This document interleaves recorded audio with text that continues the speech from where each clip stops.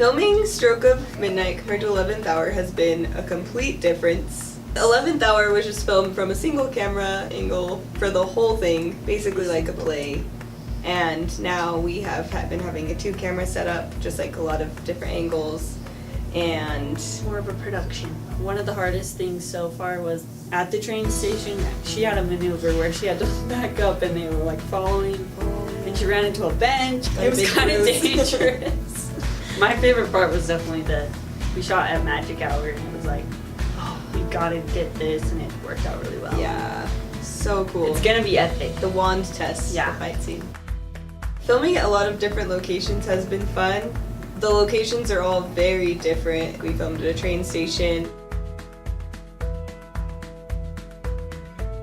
We filmed on a farm for Hogwarts grounds. Now we're here at the Five Walls again. The whole style of the show was just 70s and it was Hogwarts themed, so I chose things based on people's personalities. My favorite was dressing Marlene because she just is a super like hipster and has a really fun style. I just really enjoyed shopping for all of them, but specifically her. A huge thank you to Sabers in Utah. We found everything we needed for the show. Everyone looks so good and we found perfect pieces for everybody.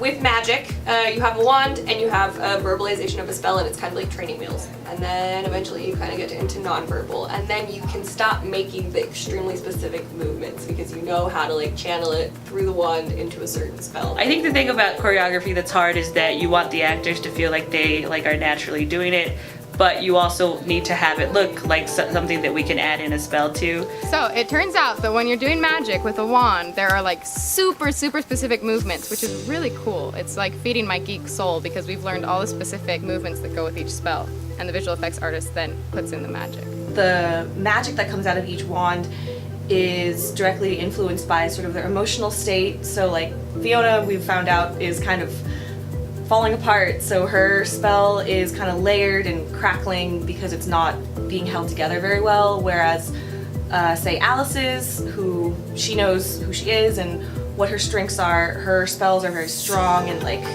thick and powerful. It was a conscious thing to say like, how does the wand reflect the character? The majority of the wands came from Osborne's wand shop, which can be found on Etsy, but is also local to Utah where we shoot, so that was cool. I'm Camrey Bagley Fox, and you're watching Apple Juice Productions.